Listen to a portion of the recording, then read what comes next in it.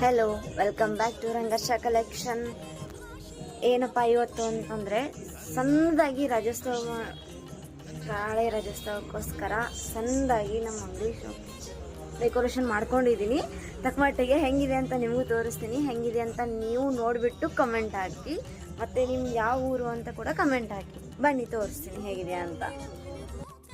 ನೀವು ಬೆಳಗಾವದವರಾಗಿದ್ದರೆ ದಯವಿಟ್ಟು ಫಾಲೋ ಮಾಡೋದನ್ನು ಮರಿಬೇಡಿ.